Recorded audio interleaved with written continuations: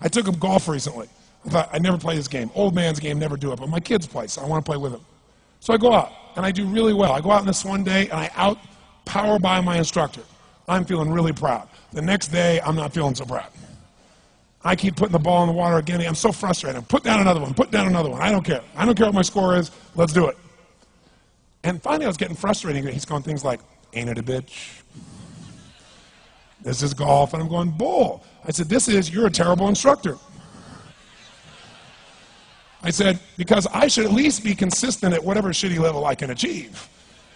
I said, I know I'm not Tiger Woods, but I should be able to be consistent, and you're just telling me that it's difficult. Telling me it's difficult is not helping. Tell me what to do. He said, well, actually, you're only a little bit off. I said, could have fooled me. He said, no, you're about a millimeter or two off. I said, you're joking. He said, no, watch this. He said, I didn't teach you this yet. He said, when you approach the ball like this, he said, if you change the angle that you're attacking this just 1 or 2 millimeters, in the very beginning, do you see how that changes the arc? This one, instead of being on the green, by 1 millimeter, now you're in the water. 1 millimeter over here, you're in the sand. And he said, and also you're hitting the ground by 1 millimeter sometimes. You're not stroking it, just 1 millimeter. I thought, what a great belief system that when all hell's breaking loose and nothing's working, that you're only 1 millimeter off. Because most people think it's impossible, so they give up. Isn't that true? And in real life, it's true. So 2 days later, I'm going to see one of my clients. I do a lot of coaching, and I have a man who's the top plastic surgeon in the world. He's going through some tough times in aspects of his life. But this is a guy that gets paid by Sultan of Brunei $1 million to fly over and do 3 people's faces. He is the #1 plastic surgeon in the world. He can make anyone who's ugly look spectacularly beautiful. He showed me pictures of a woman who's 84 years old. He made her look 40 and gorgeous, no exaggeration. But you know what? I'm waiting for him in his office, and he's still in surgery. So he's got a new book he's creating to teach other surgeons around the world. And I'm going through it, and it's got pictures of, you know, the top 100 supposedly most beautiful women in the world's faces. And then men. I wasn't paying attention to that one. I just kept turning the pages, right? But I noticed something. He's got all these measurements. And he has mathematically calculated what it takes to make someone look gorgeous, man or woman. And it's a few millimeters. Interesting. For example, on a woman, the distance between the top part of your lip and your nose, this little distance, the measurement of that, if you're beautiful, gorgeous, is the same size as your eye. If it's 1 millimeter more, you have an average face. If it's 2 millimeters more, you are butt ugly.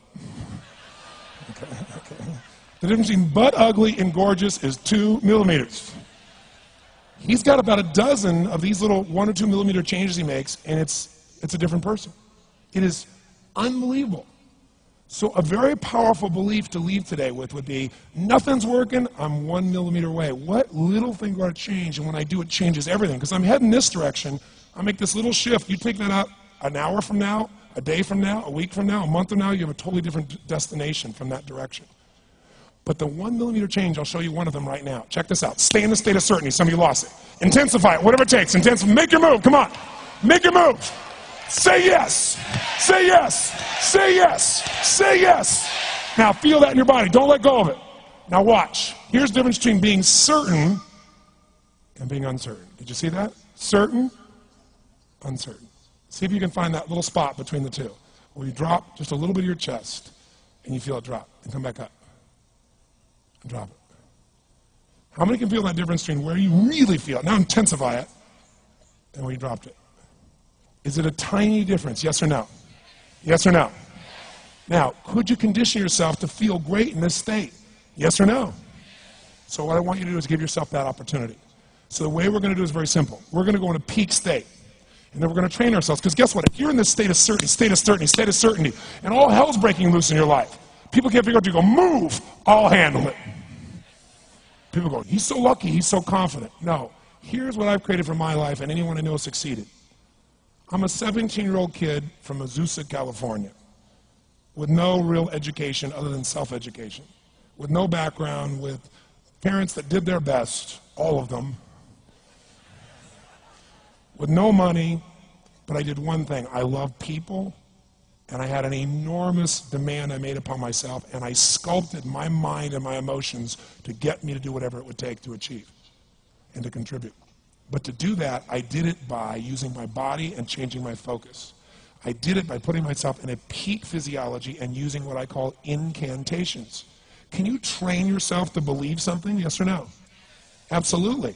How many of you ever made the fatal mistake of going to Disneyland or Disney World, and while you're there made the fatal mistake of going to a ride called It's a Small World After All? What happens for about a week after you're out of that damn place? You're still singing this thing in your head in 24 languages, right? Well, let me tell you something. How many of you have things when you want to go achieve them and this part of your voice goes, oh, it's not going to happen, or forget it? How many got a voice that sometimes interrupts that good pattern? Say, I. And what you want to do is train a new one. So starting when I was 17, I started doing incantations, not affirmations. Affirmation, you go, I'm happy, I'm happy, I'm happy, I'm happy, I'm happy. What's the problem? You haven't changed your what? Your what? Physiology. If you don't change your physiology, you won't get anything. So an incantation is not only you speak it, but you embody what you're saying with all the intensity you can. And you do it with enough repetitions that it sticks in your head. Like It's a Small World, now the conversation in your head is always the same and it gives you what you want. So you use your body and your voice. So 17 years ago, I started doing things. I was working for Jim Rohn, this speaker, and I was 17 years old. I had long hair, minestrone soup, acne on my face.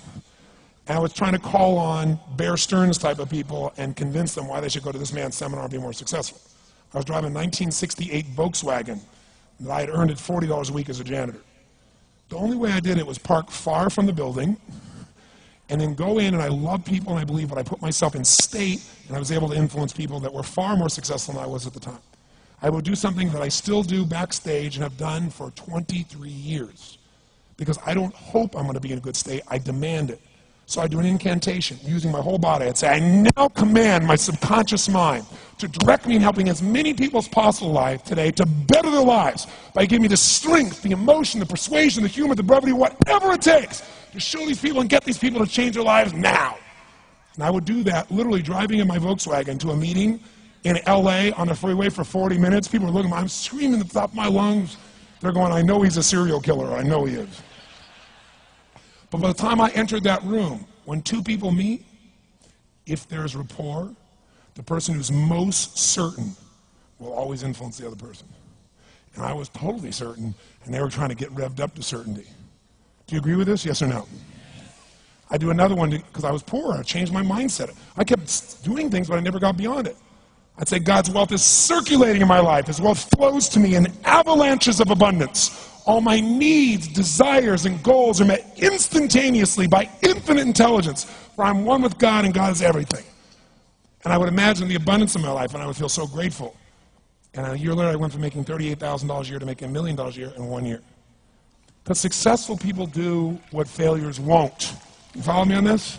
You know?